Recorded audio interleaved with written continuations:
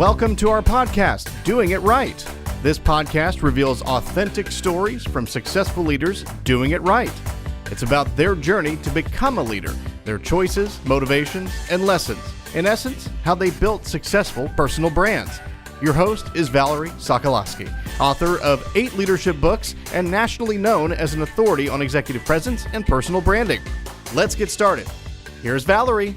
As my guest Dave Scullin likes to say, there's often a corner you can't foresee. And for Dave, that corner was what led him to join Communities Foundation of Texas as the president and CEO in 2017. Dave is highly respected, I want you to know, as a financial expert and as a multifaceted leader with a wide range of experiences from his career with 2 very prominent global professional services firms. Well, he had recently retired, and he was ready to expand his expertise and really, as he said to me, a desire to make a difference in the world. So when we met recently, Dave told me about that corner that I mentioned, and that corner has become a cornerstone, and that cornerstone driver is what he's all about. People say, you know, he's a builder, so cornerstone is perfect. He builds people, he builds teams. And so, welcome, Dave. Thank you, Valerie. So glad to have you on the show today. Me too. I'm excited. And I want you to tell us about that corner that led you to where you are today. Yeah, well, for anybody listening, if they think they know what's around the corner, you really don't. You try to plan for the future, but then you're always surprised, and that's the beauty of life. But I was 2 weeks into my retirement, and I retired because I ran out of dates. It was a contractual arrangement with my last firm. At a certain date, you have to retire. So I did. So I was now looking at the next thing to do, and I had plans, as you pointed out. But I got this call from a very prominent national search firm, and they said, "Hey, Dave, are you interested?" And I thought, I don't want another job. I almost hung up before he asked the question. I let him finish. He said, "It's the CEO position at Communities Foundation of Texas." So I sat down in my chair and said, "Oh my gosh, that's a fabulous organization." But then I came back to reality and said I had no connection with them whatsoever. I don't even know any of the trustees. I know it's a great organization, so it's not likely to be me. And he said, "Well, don't say that so fast. We've just finished the criteria for the position, and I've known you a number of years. We're going to do a national search, but you'd be a good candidate." So I said, "Send it to me," and he did. And I read the criteria, and I thought, "Oh, wow. Well, if that's really what they're interested in, I probably am a candidate. I'll have to give it some thought." The next day, I had a situation with my only grandchild at the time. He had just turned 1 year old, and we'd celebrated 2 weeks earlier. And we thought he had come down with the flu, and it turns out he went in for a checkup, and he was going to intensive care at Dallas Children's Hospital because a pathogen had gotten into his body and was starting to shut down certain organs, specifically the kidneys. So we got down to the hospital, and he had 5 physicians around him. He was on dialysis. He was intubated. He had more tubes coming out of him, and we just sat down and we didn't know what we were in for. 17 days he was in. And he's substantially better. He's going to be fine. But the second day we came out of the hospital, it was late at night, dimly lit, except on the first floor they had a showcase. And so we walked by the showcase, and it said, "But not for these organizations. We would not be able to deliver the services here that we do." And in the first row was Communities Foundation of Texas. Whoa. And I just sat down again. And all the way home, my wife drove, and I didn't say a word. And I realized I'm going to be serious about this, and I'm going to be a serious candidate. 6 months later, 50 candidates later, I think 49 quit because the process was so involved, and that they were left with me, and I had this amazing opportunity to work with Communities Foundation of Texas, a great, great organization. Isn't that an incredible story? There's no doubt this is exactly what you're supposed to be doing right now. Yeah. You know, Dave, as you continue to build through the Communities Foundation, of course, to help communities and those disadvantaged who are striving for a better life. Right. There's a great video on your website Yes. that we took a clip of, and I'd like to show that to Please. give a really simple overview of a very complex organization. Great. So let's watch. Communities Foundation of Texas was founded in 1953 on a simple yet remarkable notion that every day we have an opportunity to make tomorrow better. Since our inception, Communities Foundation of Texas has granted over $1.8 billion through more than 1,000 charitable funds. We have two sides to our work. One, we work with individuals, families, and businesses to make their giving easy, effective, and enjoyable.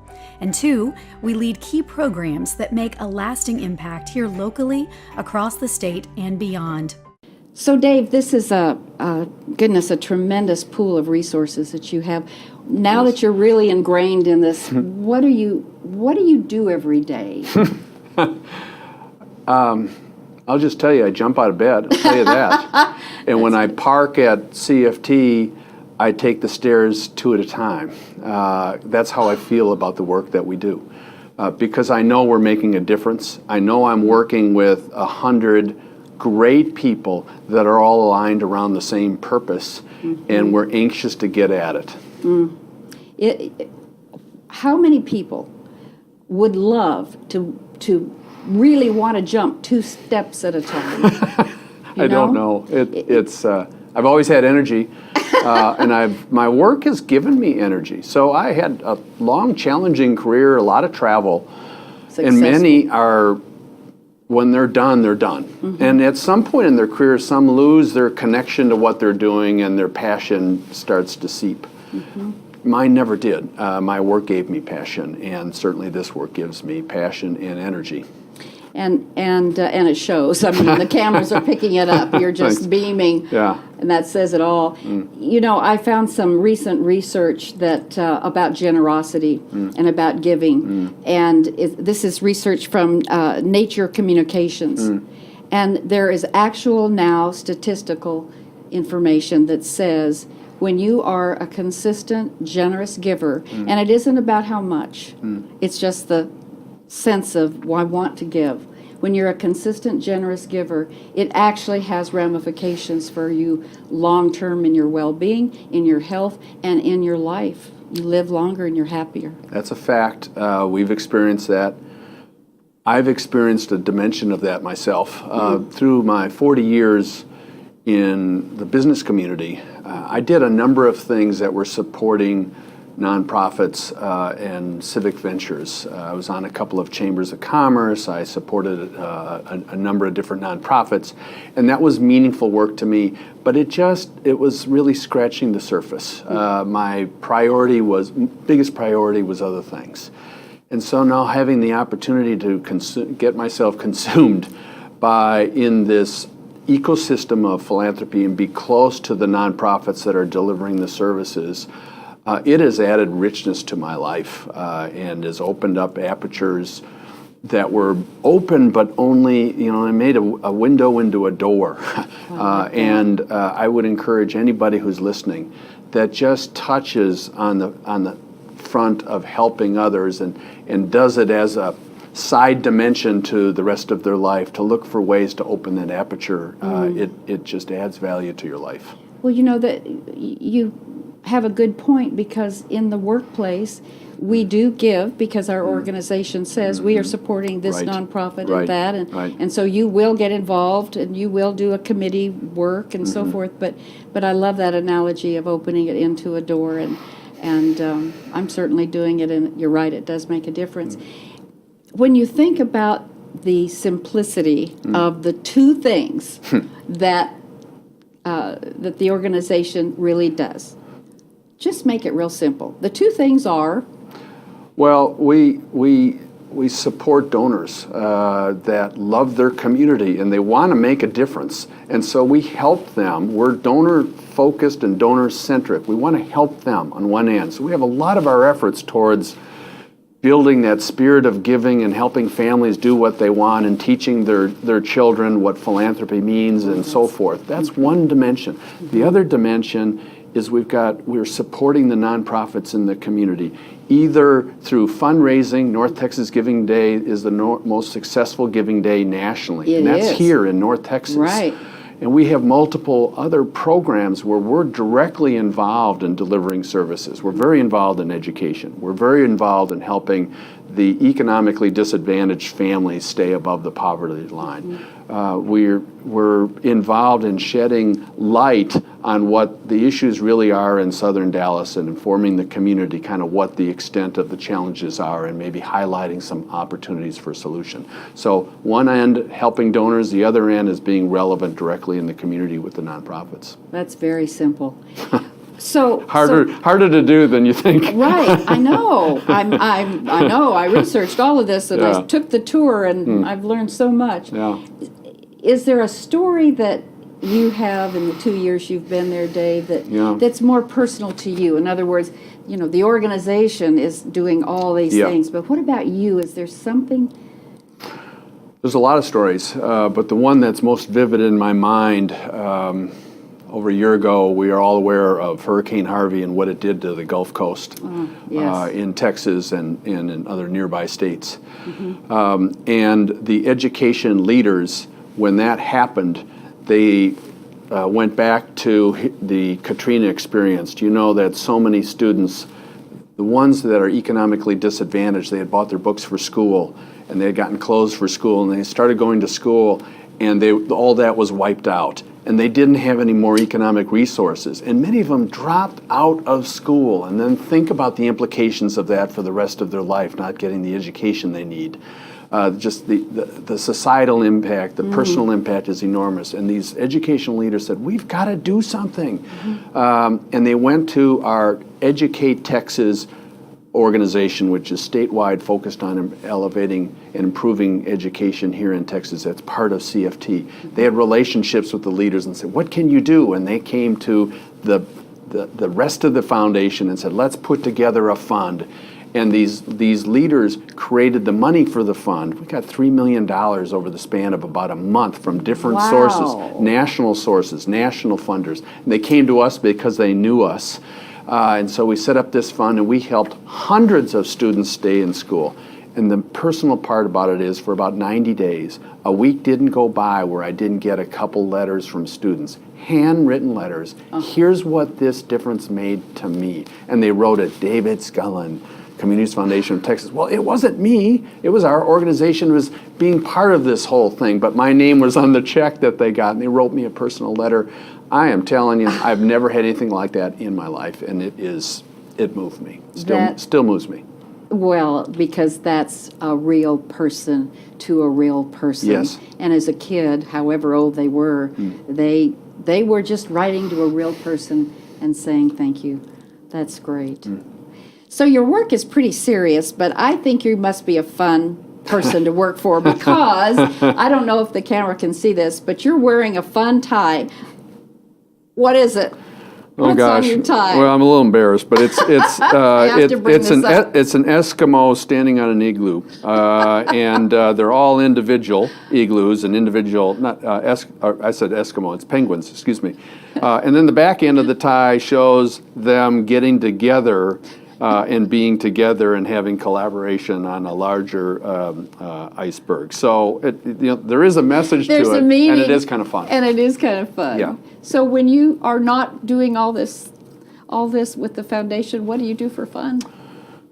Well, the next most important priority to me is my family and my bond with. I have 2 children. And a wonderful wife that I've been married to for 42 years. Oh, and 43 years, excuse me. Yeah, get it right. Do it right. It's been spectacular. And my bond with my 2 children, I now have 3 grandchildren between those, my 2 kids. And my bond with them is that I'm going to be even more actively involved day to day in the lives of my grandkids than I was with my 2 children. I did a lot of traveling when I was a younger man, and I think that I was a good father, and I was a better father because I had they had a great mother. But I want to be more involved day to day with them than I have in the past. That's my bond, and I'm trying to honor that. That's a big commitment and a good one. Again, you're doing a whole lot of things right. So here's a question about leadership, Dave. Yeah. When in your career did you really get it that you were a leader. Do you remember when that moment happened, and what was that about? I'm kind of an independent guy, and I always thought about what I would do in a circumstance if I didn't have somebody telling me what we needed to do. And even as a young professional, I always tried to, and I was mentored to be thinking about, what if you were in charge, what would you do? That's good mentoring. And the suggestion wasn't go do it, Right. go consult with if you're going to do something significant. But I want you to always think that way and get your mind frame set up saying, what would you do? And then you can observe what's being done, and you can learn from that. In some cases, you'd say, I would have done that better, and it would have been better, or, oh, I'm glad I really learned something from that. So I think I've tried to be a leader in most of my professional career, and I'm certainly consulting with our own team, and I share my view on this. I said, you're all leaders. We have different responsibilities, but every one of you is a leader here, and unless you are, then this organization cannot accomplish what it needs to be in terms of our North Star, which is to be a foundation for a thriving community. It takes everybody being a leader to do that. It does. And you made a good point in saying you're all leaders, because I often hear participants in a workshop will say, well, but he's the boss, his title, in essence. Yeah. You have to have a title. Yep. No. Yeah. You can be a leader anywhere, at any level. You can. This is an interesting thing, too, that I have found, Dave. I'd love you to comment on it. In one particular leadership workshop scenario, I have a stack of papers that the boss has filled out that the agreement is, okay, boss, let's pretend you're not there, and crisis happens. And so you are going to leave your team with this stack that you were going to have to do something with. And so we fill it out, I make sure it's got a little bit of everything in it, but it's got real type things. It's got things that are crisis oriented. It's got things that are to-do lists, all the things that you would have on your stack, right? Yeah. So the scenario is the participants in a group have to get together, and they have to take this and prioritize what they would do if they were the boss. And then the boss comes in later and gives feedback on, well, that worked. You're right. I would have done that. Or, oh my gosh, what were you thinking? Yeah. Love that. Isn't that interesting? Yes. Great. Might be something to try. So, what is success really? It's more intangible than you might think. I remember at my retirement event from my last role, speaking to that point, and I was reflecting back on my career, and a number of people had spoken about me, and I was, I hate that. It's hard for me to hear that because I don't put myself in that position. But you do that for retirement events because others have things to express, and I was very thankful. But as I got up and said, the things I think about in my career, it was, the success was not the promotions, it was not the new clients that I got and the awards that I won. Those were all there, but really the half-life of memory on that is shorter. What are the vivid memories of the people you've helped be successful, the problems that you have solved collectively working with other people, the challenges that you overcame? It's kind of working closely with people are the deepest, broadest memories. In my opinion, success is helping other people be successful. It's working together in a collaborative way with great people, solving a dilemma and addressing a dilemma and making someone's life better. That's what success is. And actually, you never get to that ultimate goal. You just move on to some other dimension, and you're always trying to create those dimensions. Those are the dimensions of success, and it's personal realization. And that's the only kind of leaders I want on this show, because the other kind don't last very long, and that's probably a good thing too.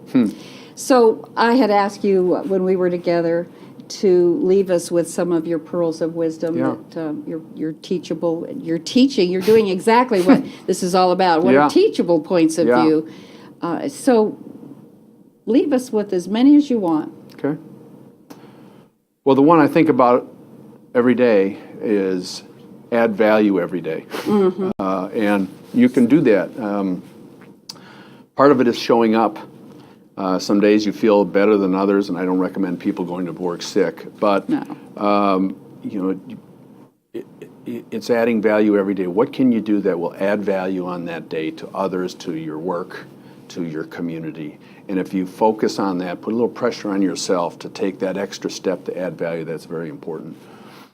Another one that sticks in my mind is all of us are better than any one of us. And as you may think that you have the path. And I learned, and this is something I learned over years, I mean, you may think you know the path, and the group is looking to you as the leader to really set that path ahead.